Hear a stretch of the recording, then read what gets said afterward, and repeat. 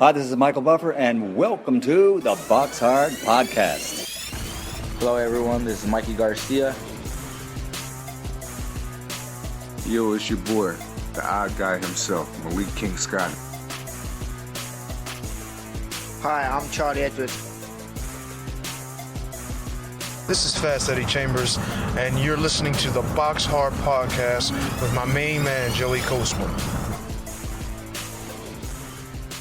Hello, everybody, and welcome to episode 32 of the BoxHard podcast. I'm your host, Joey Coastman. I'm joined, as always, by Ayaz Sumra. Ayaz, how you doing? I'm good, Joey. How are you? Very good, very good. We're going to waste no time. We're going to jump straight into part one. We're going to start with a fight that took place last Friday over in Ukraine. Andre Rudenko, 27-2. He faced Mike Mollo, who had a record of 21 wins, 5 losses and 1 draw. This is literally just the one fight I want to mention that took place on Friday. So Andre Rudenko ended up picking up the win. It was a technical decision after 7 rounds. It was for the vacant WBC International Silver Heavyweight title. I'm not sure how much credibility that title holds. Mollo was cut on the right eye after an accidental headbutt in round 7. And of course, it ended up deteriorating pretty quickly. In the same round, the doctor had a look at it and advised that the fight should be stopped. So because it was an accidental head clash that caused the cut, it had to get stopped. And it went to the judges' scorecards, and Rudenko was winning on the judges' scorecard. So he picks up another win, and he'll be back in the picture pretty soon. We're now going to go over to Saturday. We're going to go straight over to Germany at the Barclaycard Arena in Hamburg. Top of the bill, Derek Chisora. He faced off against Kubrat Pulev. This was always going to be a tough fight. I really always thought this was going to be a tough fight for Derek Chisora. I backed Pulev to win this one pretty much from the minute I heard it got made. Ayaz, did we predict this one? If I'm mistaken, let me know. But did you pick Chisora to win this fight? Yes, I picked Chisora to win this fight. Okay, I went with Pulev. So as for that little score thing that we got going on, it's 1-0 to me thus far. Derek Chisora, of course, lost this fight. Kubrat Pulev won on a split decision. To be honest, I've got no idea how one of the judges gave it to Derek Chisora. It was absolutely disgraceful, that card. There's too much of this in boxing now. There's too many fights which are scored much closer than they should be. And this was a fight that Pulev won, and everybody gave it to Pulev apart from this one judge. So I'm not sure what that was about. It was really, really strange decision. But Kubrat Pulev picks up the vacant EBU title here, of course, in the heavyweight division. So he'll be looking to use that to gain some sort of momentum, and I'm sure that he can push again straight up in that world title contention level that he was at before. This was, like I say, this was a fight that Derek Chisora, he did pretty well in bursts of it, but Pulev had such a brilliant jab. I've never seen him use his jab as perfect as he did. He really did use that jab, and Chisora just couldn't get past his jab when he was using it. There's a few times where he was a bit lazy and Chisora would throw a few punches. Chisora was gassing heavily after about round 4, round 5. So I actually thought that Kubrat Pulev would probably knock him out, but it wasn't to be. He ended up, cruising to a win on decision, a win on a split decision, like I say, which was a real strange one. Also on that bill, Vincent Feigenbutz, he picked up a TKO in the 3rd round, so he now moves to 22-2. He got a win over Chris Pulo, Javier and Dino. Didn't have a great record, this guy, but it was just a fight for Feigenbutz to bounce off of and jump straight back up there again on that world title level. So that's really it for Germany. We're now going to go over to Manchester Arena. This was a cracking fight. I must say, Ayaz, this was one of the best fights I've seen for such a long time. It's easy to forget some of the great fights that we've seen over the years, but I must say this was one that really made me proud. There's some of those fights where you think, wow, what a man. Wow, what a win. What a fight. Anthony Crolla, top of the bill against Ismael Barroso. It was always going to be a really tough fight. I actually thought, even though, of course, I wanted Crolla to win, there was a bit of me, I didn't want to say it because I didn't feel it that strongly, but a bit of me thought that Barroso could knock him out here. You look at the two guys, Crolla with a record of 30 wins and 4 losses and 3 draws, okay? So that's 7 fights. Them 3 draws and that 4 losses, that's 7 fights where he hasn't won. You've got to look at it like that. And Ismael Barroso, 19 wins, 2 draws. unbeaten. Of that 19 wins, 18 knockouts. We've seen what he done to Kevin Mitchell. You know, this was his big chance, Ishmael Barroso. So if we've ever seen him do well before, you'd imagine he's going to do 10 times better now, because this is his shot. So he went in there. Anthony Crolla, obviously the game plan was to try to get Ishmael Barroso to punch himself out. Anthony Crolla went in there. He didn't let it, he didn't just not throw any punches. He did throw some nice punches. And when he did throw a punch, he was countering him pretty well. But Ishmael Barroso was absolutely throwing everything and the kitchen sink on top at Anthony Crolla. And Anthony Crolla soaked it all up, took it all. And when it was coming, I was getting a bit worried, because when it was coming to about round 3, I was thinking to myself, how much is this taking out of Anthony Crolla? Because a lot of these punches were landing. He was throwing body shots. He was throwing head shots. Some of them were landing. And I was thinking to myself, how much more can he take? It's all right sitting there for a few punches, but this has been a few rounds now where he's literally dominated everything, Ishmael Barroso, So I wasn't sure. I knew that Barroso was tiring, but I wasn't sure how much it had taken out of Crolla. Then suddenly, that's it. I remember the advice in the corner. I'm not sure which round it was, but Joe Gallagher said to Crolla, basically, go out there, soak it up for the first minute or so, and then put it on in the last 2 minutes of the fight. He went out there and he did exactly what Joe Gallagher said. And I think it was key advice from Joe Gallagher in the corner. The game plan was absolutely unbelievable. And like I say, Crolla just put it on him straight away. As soon as he started tiring, the tide turned straight away. It all went to plan. Crolla was also cut on the right eyebrow in round 4. And that was a bit of a worry as well. I thought, oh God, this is the last thing he needs, because at this point, Ishmael Barroso was bossing everything. And then that seemed to probably Crolla had to change the tide a little bit earlier than he would have wanted to. And he come out in round 5, done really well. In round 6, he was absolutely beating him from pillar to post. And then, of course, in round 7, Barroso's KO'd by a right to the body. And it was unbelievable. There's some fantastic photos that have been taken ringside of all the crowd jumping up. I'm going to do a little shout out there to Karen Priestley. She put an absolutely fantastic photo up of the crowd going wild, and it was just, oh my God, it's one of those things you know, Anthony Crolla, all the stuff he's been through outside of the ring, he was a few weeks away from his world title shot, and then, he's 2 burglars burgle his next door neighbour's house. He runs outside to give chase. He catches one of them. The other one hits him over the head with a paving slab. He had a fractured skull. He couldn't walk because he'd twisted up his ankle when he fell. And then that's it. They've had to postpone his world title fight. Or to be honest, he lost his world title shot. And we weren't ever sure if he was going to ever get in the ring again. And then he comes back in the ring. He fights Darlis Perez. He ends up getting a draw in a fight where he definitely should have won. And it was like, oh my God, he's got a draw. So the champion retains his title. They ended up getting the rematch. He ended up knocking him out. And then here we are in his first defense against Ishmael Barroso, and he knocks him out as well. So it's absolutely, honestly, it's hard to dislike Anthony Crolla. Everybody who knows him, I don't know him personally, but everybody who knows him says he's the nicest guy in boxing. You can't dislike him. You can't not love him. That's what it's come down to be honest. But we're going to leave that fight there. We've literally been talking about the Crolla fight for about 5 minutes there. Me on a little happy rant.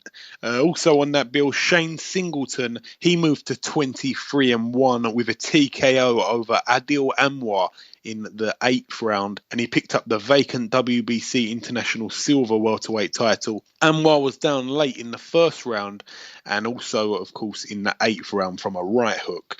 Anwar was also cut below the left eye in the 6th round. He did pretty well in bursts of that fight, Anwar, as I say, but Shane Singleton, just too much for him on the night. Also on that bill, Marcus Morrison, he picked up a beautiful KO in round 2. He picked up the vacant WBC International Silver Middleweight title again. We're seeing a lot of these international silver titles. I'm not sure what that's all about, to be honest, but in that fight, his opponent, Marcus Morrison's opponent, De Souza, was down from a left hook to the head late in that 1st round, and it ended up being finished by a body shot So one knockdown in the first round, one knockdown in the second round for Marcus Morrison, and a good win. And his opponent had a decent record, 16-1 with the 2 draws. Also on the bill, Martin Murray, he picked up a TKO victory in the second round over Cedric Spurra. He was nowhere near the same level of Martin Murray. Martin Murray absolutely jumped all over him. He come to give it a go, Spurra, to be totally honest, but Martin Murray too good for him. They weren't going to chuck him in a really risky fight. It was just literally a keep busy fight before he fights George Groves on the Joshua undercard. Also on the bill, Hosea Burton. He was fighting Michael Ludwizach. Now, this is a fighter I do not know too much about. Hosea Burton, 15-0. Ludwizach, 13-3. Hosea Burton put his man down in the third round from a left hook to the head. And in the fourth round, it was finished because Hosea Burton threw a left to the body. That left hook that Hosea Burton has really turning into a bit of a problem here for fighters that face him. Hosea Burton, another great win. He moves on to 16-0. I really think he's an underrated fighter, Hosea Burton. I think he could really go on to big things. Also on the bill, Tommy Coyle. Not very impressive from Tommy Coyle. He had a point deducted in the second round for hitting on the break. He just didn't really look too good. His opponent had a record of 7 wins and 12 losses with 1 draw. Tommy Coyle, of course, 21-3. And this fight went to points. Tommy Coyle ended up winning on points after 6 rounds, but it wasn't very impressive from Tommy Coyle, to be totally honest. Also on the bill, Paul Smith. He picked up a TKO in the third round. His opponent was down twice in the second round as well. So Paul Smith now 36-6. He's looking to get back in the picture. Also on the bill, he moved to 10-0. John O'Carroll. He picked up a points win after 6 rounds. Also on the bill, Callum Johnson. He moved to 14-0. He put his opponent down 3 times in the first round, and he ended up getting that TKO in the first round. Richard Horton was his opponent, who had a record of 10 wins and 7 losses going into that fight. So good win there for Callum Johnson. And that's it for the UK. We're now going to go over to the big one in the T-Mobile Arena, Las Vegas. Top of the bill, Saul Canelo Alvarez. He was defending his WBC world middleweight title against our very own Amir Khan. Ayaz, we knew all day long this was going to be a really, really, really tough fight. We knew all day long that Khan was very courageous and he was showing his balls, to be honest, showing his mettle here to get in the ring with someone like Alvarez. But it just ended up not being his night, Ayaz, was it? You know, I mean, we can start with the first few rounds, how good he was doing in those first few rounds. Amir Khan, he was really using his jab, you know, very, very good. And obviously the reason for that is he doesn't want Canelo to get past his jab and he's able to tee off on Khan or land something big, you know. So Khan kept him at bay with that jab, and he was using his jab really well. He showed a lot of speed, and to be honest, he was landing quite a few good right hands, but we knew all day long that he wasn't really going to trouble Canelo with his power. So I'm not sure what Canelo weighed in at on fight night. There was clearly a size difference in terms of the body. Of course, Khan's the taller fighter with the longer reach just about, but Canelo looked really, really big in there. You know, in there compared to Khan. Khan looked really thin. And to be totally honest, like I say, he won probably the first 5 rounds. It was probably 4-1 to Khan. I think that's really the general consensus as well. Everybody seems to agree on that 4-1. Some people are giving it 3-2. But at the time of the stoppage, all 3 judges was scoring it in favour of Canelo, which I think is absolutely disgraceful. And I really think that, like I say, judging, something needs to happen here because this is wrong. And then ultimately, of course, he was stopped. He was KO'd really devastatingly, you know, in real devastating fashion in the 6th round. Literally, he was winning everything. He was doing really well, Khan. We were all proud of him. And then bang, Canelo lands that right hand, and that was it. It was like Danny Garcia style, apart from, of course, it wasn't a left hook. It was a right cross. And what did you think of that fight, Ayaz? Looking back now, of course, we have to give credit to Amir Khan for taking it nonetheless. I'll give Amir Khan huge credit for taking this fight. The first thing is, there was no rehydration clause, right? And there was rumours that Canelo, when he came to fight night, he weighed in at 180 pounds, and Khan was weighing 160 pounds. I'll tell you one thing, yeah. First of all, the judging, like you said, there was 2 judges that had Canelo winning the fight. I don't know what they were watching because I had Khan winning by 4 rounds. His speed, yeah, what he was doing, he was using his speed as an advantage. But obviously, you know what, it's Canelo's power. Canelo was hitting him, and I could see it was hurting him a bit. But then in the sixth round, right, it's exactly the thing what happened, like Danny Garcia, when he wasn't focused yet, and Canelo hit him with that right hand, and he was finished. Yeah, absolutely. As you say, two judges scored it to Canelo. I'm not sure if it was two or three. I can't really remember now, but not too important, really. We didn't need the judges, to be honest. We're going to leave that fight there, but of course, Alvarez retains his WBC World Middleweight title. Not a lot of people giving him too much credit. I will say that I give him credit. You know, he done what he should have done, you know, with someone that's jumping up a weight class. Khan's a good fighter, but, you know, I actually spoke to Barry Jones after the fight. I sent him a WhatsApp text and I just said, you know, if Khan had like an iron chin, if he had like a granite chin, he'd be top 3 pound for pound. And, you know, I really think that. And Barry Jones said without a doubt, you know, so it's just a shame, you know, every fighter's got their flaw and his flaw is his chin, you know, Amir Khan. But as I say, I'm not going to knock him too much for the knockdown. I think if that punch landed on pretty much any middleweight, they'd be on the floor. Maybe apart from Gennady Golovkin, but we'll leave that there. Hopefully we do see that one. We'll have to wait and see. Also on the bill, David Lemieux. He's back in the picture, of course, from that loss to Golovkin. He fought Glenn Tapia. This was always going to be a bang up. I knew that there would be a knockout. David Lemieux moved to 35-3. He picked up the TKO in the fourth round. It was really strange because he knocked Glenn Tapia down. Glenn Tapia got up and he was okay. And you know, the referee dusted his gloves off and they was ready to fight. And then Freddie Roach stopped the fight. And Glenn Tapia was going crazy. He was going, what? No, he was screaming, you know. So the fighter really wasn't ready to stop the fight. But David Lemieux was I think he was really cruising to a knockout. So, you know, some people moan and scream and shout and they say that he shouldn't have been stopped. He definitely could have carried on, but I don't know what was going to happen. He was just getting beaten up, to be honest. Lemieux looked really, really good. Moving down that card, Frankie Gomez, 20-0. He faced off against friend of the show, Mauricio Herrera. Frankie Gomez was unbeaten in 20, of course. He moved to 21-0. Mauricio Herrera was a little bit unimpressive, to be honest. A few, you know, he did do pretty well during some of the rounds. I will give him that, but almost every round was scored to Frankie Gomez. I think the scorecards might have been a little bit harsh, but he definitely won the fight. So a good win for Frankie Gomez over a good name in Mauricio Herrera. Also on the bill, Curtis Stevens. He moved to 28-5. He picked up a TKO in the second round, and he also picked up the vacant WBC Continental Americas middleweight title. Jason Quigley was also on the bill. He moved to 11-0 with a win over James De La Rosa. He won this fight via unanimous decision after 10 rounds. Moving down this card, and this is the last fight that we're going to mention on the review part of the show. Diego De La Hoya, he picked up a TKO in the 7th round against Rocco Santamora. They were both unbeaten. Somebody's O had to go. Diego De La Hoya now moves to 15-0, and he's put the first blemish on Rocco Santamora's record. Diego De La Hoya, a real super bantamweight to keep our eyes peeled on for sure. And that's really it for part one. We're now going to welcome our first guest. Okay, now it's time for guest number one on this week's show. Ladies and gentlemen, please welcome the current IBF Bantamweight champion of the world, Lee Haskins. Lee, welcome to the show.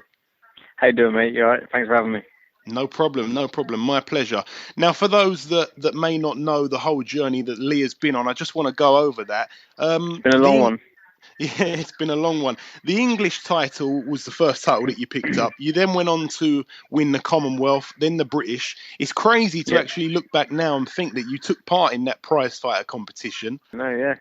The prize fighter competition, of course, you won every round of all 3 fights on every judge's scorecard and won the tournament. You then went on to win the European. You suffered the loss to Jamoy. You come back in your next fight, won the British title. A couple of fights later, won the European title again. Then you're in line to fight for the interim IBF world title. Now, at this point, 2 fellow Brits that you've already boxed and beaten have already gone off and won world titles before you. Now, at that point of your career, Lee, how frustrated were you? 2 guys you've beaten are already world champions. You've won every belt possible, sometimes even twice over, apart from a world title. It's clear to see you wasn't given anything easy. Is that fair to say? Yeah, definitely fair to say, yeah. How frustrated were you at that point of your career, Lee? Yeah, you know, it was a bit of a pain in the butt, obviously, because you know, I've beaten both twice. I've beaten both, and I was not getting a shot. I kept getting put to the back of the queue, and I wouldn't get my chance to fight for the titles, which was a bit of a shame, because I was on running streaks, and I think I deserved them.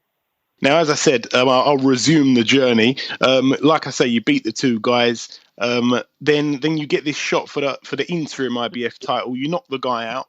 Then you're in position to fight for the proper IBF full world title.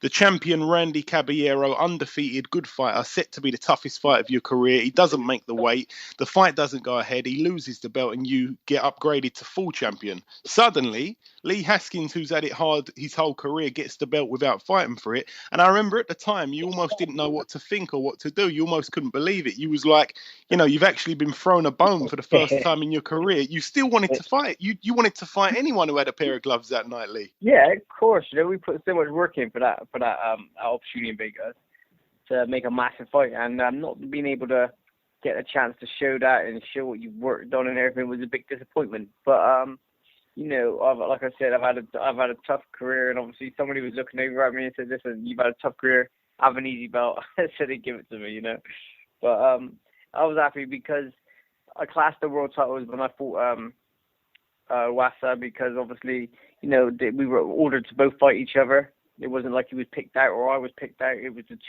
next top two. And, I went and done a job on him. You certainly did, yeah. So for anyone who is listening, anyone who may not know whether Lee's a real fighting man or not, I'd like to think that I made it pretty clear for everybody there. Like I say, most men would, when they get the chance to win a world title without actually fighting for it, they jump at it. But Lee literally wanted to fight anyone who had a pair of gloves. It didn't matter if they were heavyweight. Yeah, I was even going to ask Canelo, if I could have had him that night.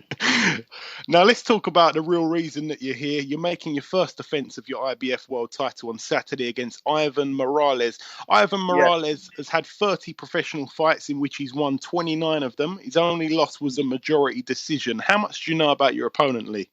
To be fair, I can't really say. I don't really know anything about him at all. I just know his record. I could tell you his record off the back of my hand, obviously, but I haven't watched any of his fights. That's a lot of my trainers and stuff like that. I don't know what he's going to come like. He can be the next best thing, or he can be one of the worst things. I have not literally got a clue. I'm just I've prepared to make myself be the best I possibly can be, and whatever turns up on the night, hopefully I can deal with. Is this defense voluntary? Voluntary, yeah. Voluntary, yeah, because but of course you've got a lot of trust in your team because they've picked a guy with a he's got a beautiful record, but obviously he has, yeah. This could be a potential banana skin here. Yeah, that's right. Yeah, I've got no clue what to expect. Obviously I leave all that kind of stuff to my trainers and management, and I trust in their judgment, and let's just see what he's got. But the thing is, he's coming over here, so this is a mega chance. So he's going to come with absolutely everything he's possibly got. So I can see it being a tough fight. And apart from that, I just don't know how else it's going to go. I believe I'll win. I believe I'll knock him out. I'm feeling absolutely great of my ability at the moment. Feel strong, and I'm just ready to get in there, and I'm ready to go. Now, I also want to ask you, how will it feel to walk out as a legit world champion? And also, how does it feel to be a part of that? We've got 11 world champions right now in Britain. Boxing's absolutely booming. You're one of those 11. How does it feel to be a part of British boxing right now? Yeah, it feels amazing, to be a part of this era, and being able to call myself a world champion along with all the other great champions that there is at the moment in Britain. It feels amazing, and I just want to enjoy it. And even walking out Saturday night, I just want to, I want to take it all in. I just don't want to rush anything. I just want to take it all in and enjoy the night. And I'm in a great place at the moment, so I just want to, like I said, I want to enjoy the whole occasion. Excellent. Now, a fight I must ask you about. Obviously, you won a close decision against Jamie McDonnell. I think it's fair to say you've both become much better fighters since then. You both hold world titles now. Will we see this fight happen? Will we see the unification? Yeah, I hope so. It's a fight that I've won. The thing is, before I was world champion, I was calling both him and Stu for a long time. I've just been calling them out. I've always wanted the shot, but I don't know what happened. None of them wanted to give me a shot. No, the promoters didn't want to give me a chance. So I was in no man's land. But I've been calling them out. Everybody knows I've been calling them out for years. But obviously now I've got the belt, we can maybe make a massive fight if Jamie wants to do it. And I'm ready at any point in my career. I'm flying at the moment. So we can do it anytime. And will you be staying at bantamweight for the foreseeable future? I think so. I'm okay at the moment. But like I said, I'm happy to. I could do the weight.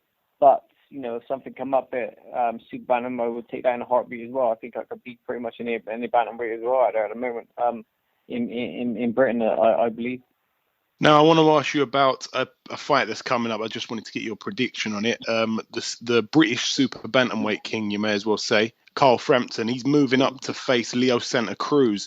What's your thoughts on that fight? Well, do you know what I would say? He's a great fighter, Frampton. I think he's very, very talented. I think he might be making a mistake going up a weight. He's quite small for the weight, I believe. It's not a fight. I would want to take King Santa Cruz. He's a very dangerous fighter. But stepping up a weight, like I said, I think he's maybe a bit too small. But it depends, obviously. If the money's there and is a massive occasion, I'm sure that can twist his arm. Yeah, absolutely. We hope so.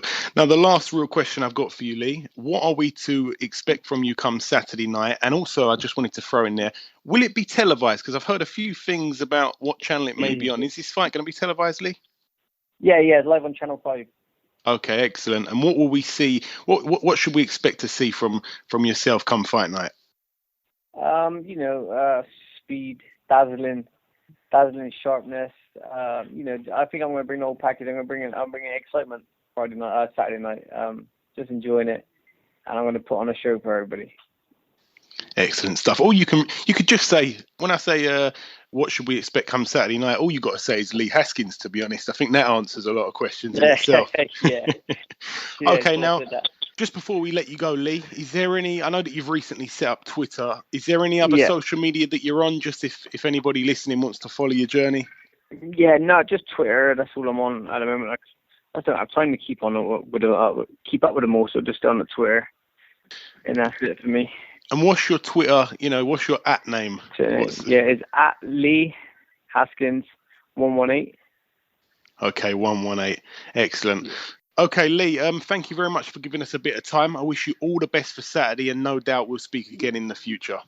Yeah, thank you very much for calling. No problem, Lee. Thank you. Speak soon. Cheers, mate. Okay, now it's time for part 2 on this week's show. This part, of course, is the preview part. We're going to waste no time. We're going to get straight into it. We're going to start over in France. Just one fight I want to mention over there. This is on the Friday. Ivan Mendy. This is the guy who beat Luke Campbell, of course. He's fighting for the vacant EBU EU lightweight title. He faces unbeaten Francesco Pereira. This would be a good fight. If Ivan Mendy can pick up this European title, he'll be moving on to that world level, I'm sure, pretty soon. Ivan Mendy, a good fighter. We saw that against Luke Campbell, even if he wasn't 100% that night. And that's it for France. We're now going to come over to the UK in Bolton at the Macron Stadium. Top of the bill, Jack Catterall, 14-0. He faces Joe Hughes, 14-1. This is for Jack Catterall's WBO Intercontinental Super Lightweight title. This would be a good fight, but we know what Jack Catterall's made of, and I believe he's going to pick up the win and move to 15-0. We've got all faith in Jack Catterall here. Also on that bill, he was fighting about 2 weeks ago, but he's back. It's the Indian superstar Vijender Singh. He looks to move to 6-0. His opponent, Andrej Soldra, has a record of 12 wins, 3 losses and 1 draw. This is another good fight for Vijender Singh. Fighting guys with winning records is only going to get him ready for those bigger and better fights coming down the line. Also on the bill, Luke Blackledge, his opponent yet to be announced, but he's defended his Commonwealth super middleweight title. And also on that bill, another fighter I should mention, Jimmy Kelly. He gets out again. He's looking to bounce back from that world title attempt at Liam Smith's title, of course. So he at the moment 16-1. His opponent yet to be announced, but I'm sure he'll look good winning this fight. And that's it for the UK. We're now going to go over to the USA. All these fights happening on the Friday. Top of the bill, Dusty Hernandez-Harrison. His record 29-0. Mike Dallas Jr. His record 21-3. This is a good fight for Dusty Hernandez-Harrison, I must say, because Mike Dallas Jr., despite having the 3 losses, they were to good fights fighters. He lost to Mauricio Herrera on a majority decision. He lost to Lucas Matisse. He got KO'd in the first round. I remember that. That was a really, really big KO. And of course, he also lost in 2011. His first loss came to Josecito Lopez. So he's lost to good guys. His draw was pretty early on in his career. So he's lost to good guys. So if Dusty can get the win here, it's going to be a good win for him. Moving over from there, we're going to go over to Sam's Town Hotel in Las Vegas, USA. Top of the bill, Andrew Tabiti, 12-0. He faces Keith Tapia, 17-0. This will be a good fight. Somebody's O's got to go. It's scheduled for 10 rounds in the cruiserweight division. Also on the bill, Michael Hunter. He was a heavyweight Olympian. He's now gone down to cruiserweight. This is pretty strange because one of his fights, literally a few months later, he lost, when he was at heavyweight, a few months later, he lost about 30 pounds and started fighting at cruiserweight. And he seems to have been knocking most of his opponents out at cruiserweight. So obviously, it's a weight he's better off at. So he at the moment, Michael Hunter, 11-0. He's facing Isaiah Thomas, who has a record of 15-0. So again, somebody's O's got to go. This will be a good fight. I hope it's televised somewhere. Also down that bill, part of Mayweather's setup, part of Floyd Mayweather's setup, Kevin Newman. His opponent yet to be announced, but Kevin Newman's record at the moment, 5-0 with the one draw. And that's it for Friday. We're now going to go over to Saturday. There's one little fight I want to mention over in Mexico. It's the return of Marco Antonio Paraban. His record 24-3 with the one draw. Of course, we've seen him in there against James DeGale and some others. He's facing German Rafael, who has a record of 10-0. This could be a decent fight.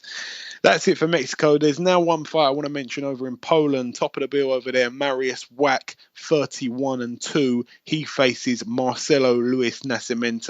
Marcelo Luis Nascimento is actually a bit of a journeyman. His record's 19-12, but he's got a winning record, but he is a bit of a journeyman. But he makes it very ugly in there. He's a tall fighter, and he makes it very difficult, but I'm sure Mariusz Wach will probably win this fight by a knockout. We've seen Nascimento in there with a few fighters over on these shores. That's it for Poland. We're now going over to Wales. Top of the bill, we spoke to him a little bit earlier. Lee Haskins, he faces Ivan Morales. Lee Haskins, 32-3. Ivan Morales, 29-1. This is, of course, for Lee Haskins' IBF World Bantamweight title. Also on that bill, Craig Kennedy, he looks to move to 15-0. He's fighting for the vacant IBF International Cruiserweight title against Joe Jecko. This will be a good fight for Craig Kennedy. And also on the bill, Conrad Cummins. He looks to pick up his 9th professional win. He faces Frankie Borg. Josh Taylor also on the bill, looking to move to 5-0. And Andrew Selby, this is the man who's literally promised to be a world champion in the future. Andrew Selby, 4-0 at the moment. He's fighting Louis Norman. Louis Norman, of course, the former English flyweight champion. He lost his belt to Charlie Edwards. Andrew Selby fighting Louis Norman for the vacant British flyweight title. So this is a fight that Andrew Selby should win pretty easily. If not by knockout, he'll probably win every single round.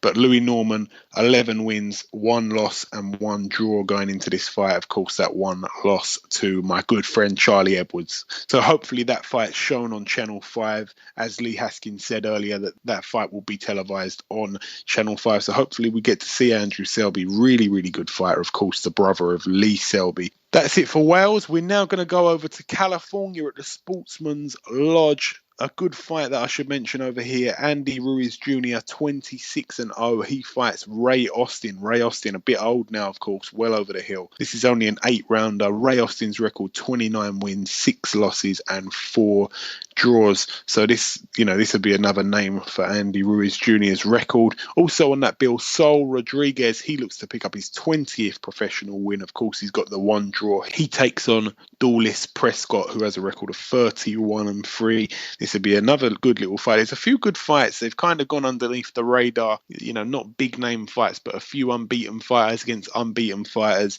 A few guys who are fighting a tricky veteran or a tricky journeyman. There could be something unexpected happen this weekend. But that's really it for all the previewing on this week's show. We're now going to welcome our second guest. Okay, now it's time for our second guest on this week's show. Ladies and gentlemen, please welcome undefeated light middleweight prospect with a beautiful record of 29-0. It's, of course, Dusty Hernandez-Harrison. Dusty, welcome to the show. Oh, appreciate you having me. No worries, no worries. The first question I want to give to you, it's a bit of a cliche question, but what got you into boxing, Dusty? Oh, my father, he boxed growing up, so, I mean, literally as soon as I could stand up, he started showing me how to fight. So, yeah, it was because of my father. He put me in it right away, and, yeah, I've been doing it my whole life. Now, you turned pro within a month of turning 16 years old. Your first fight was against a guy aged 38. What was that experience like looking back now? Looking back now, it seems a little crazy. But for me, you know, I felt good. Before that, I had been sparring a lot of well-known pros from the area. My mom, she hated it. When she seen the guy at the weigh-ins, you know, he built real well, she started crying. That's the last thing she wanted. Now, you kept really busy by having 8 fights in 2012, 8 fights in 2013. As the competition is stepping up, you're still very active, but not as active as before. Dusty, I'm no expert, but it seems to me like you really do truly love to fight.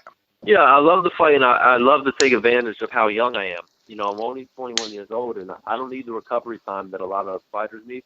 I want to stay busy as possible, you know, take advantage of my youth, get back in there, and everybody looks at me like I'm crazy when I tell them I want to fight more than even more than I do now. So.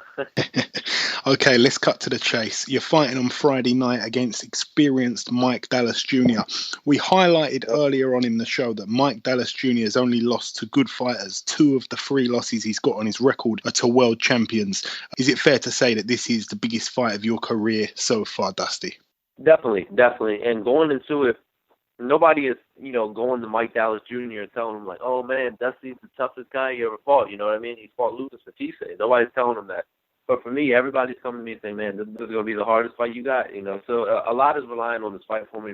I mean, it's a great chance for me to prove myself and prove that I belong, you know, with the big names. So I definitely want to do good at this fight.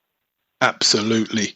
Now, I wanted to ask you, do you study your opponents? Do you watch tapes? Have you watched any of his losses to try and take something out of them and take it into your fight on Friday night at all?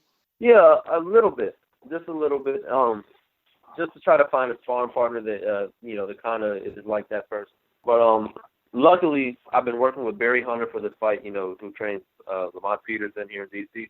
He's going to be working my corner. And luckily, he knows Mike Dallas well from the amateurs and known him for, you know, a good part of Mike's life. So he's known him pretty well, and I've been, you know, just trusting him and going off of what he tells me. Okay, excellent.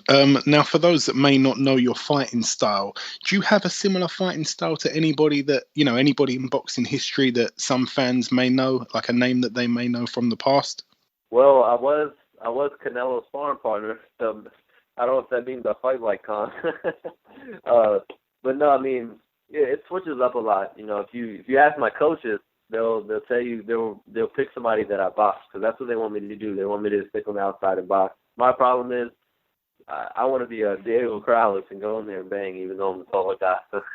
Okay, and this is a question I'm dying to ask you now. You've mentioned it a couple of times since we've been on the phone. We'd like to know some guys that you've sparred with that we may have heard over here. Of course, you just said Canelo. Is there any other big names we may know of?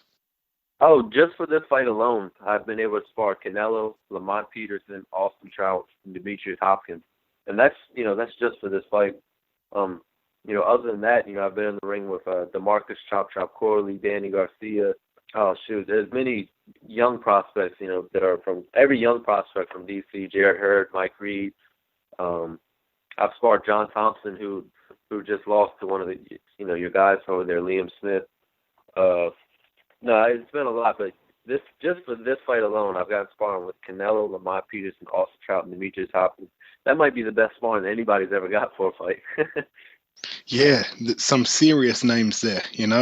That's really impressive. You can't really ask for more than that, to be totally honest. Yep. We actually had Mike Reed on the show before. Really nice guy, as it goes. I wanted to get your reaction on the Khan and Canelo fight, really. Of course, everybody's giving credit to Amir Khan for stepping up and taking that fight. He got knocked out in devastating fashion. What do you think about that fight looking back now?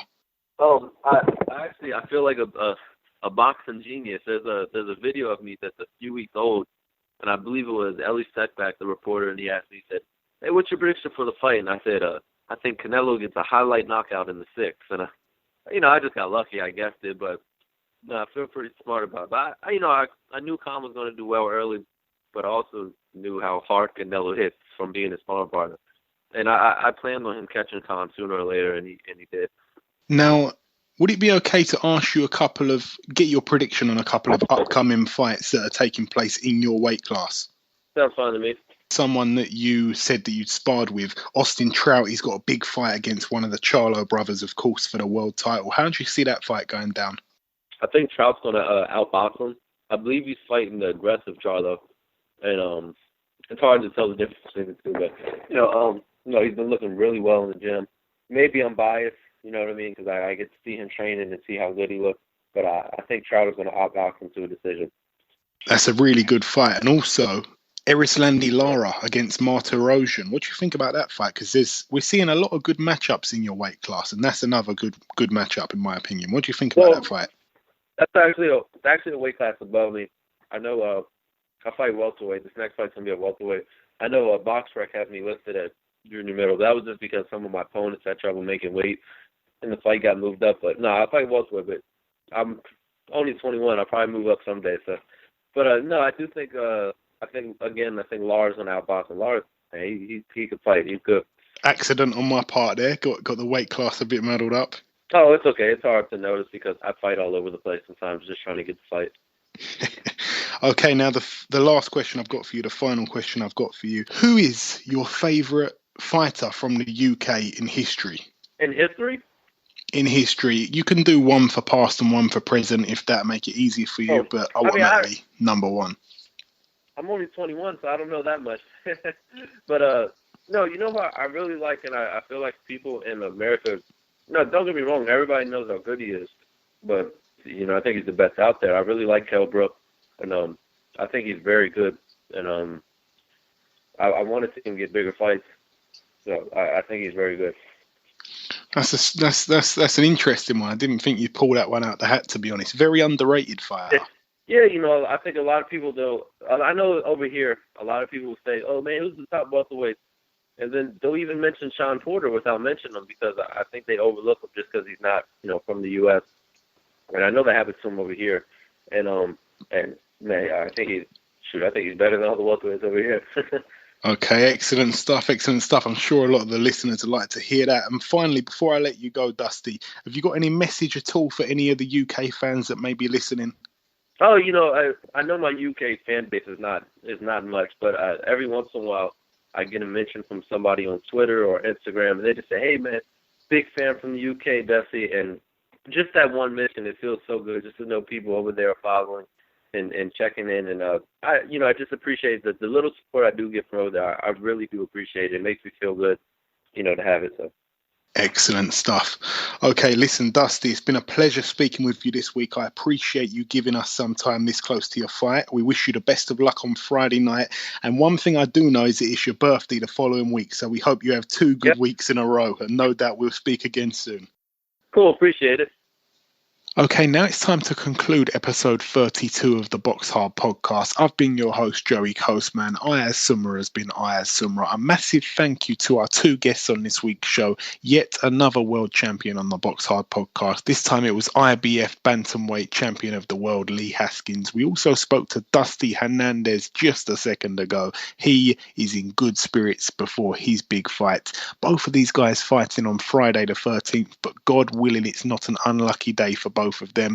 And also the biggest thank you of all, of course, goes out to the listeners that listen to this show week in, week out. Please keep retweeting, following, liking, favoriting and sharing, and we'll be back next week with another big show as always. Until then, take care.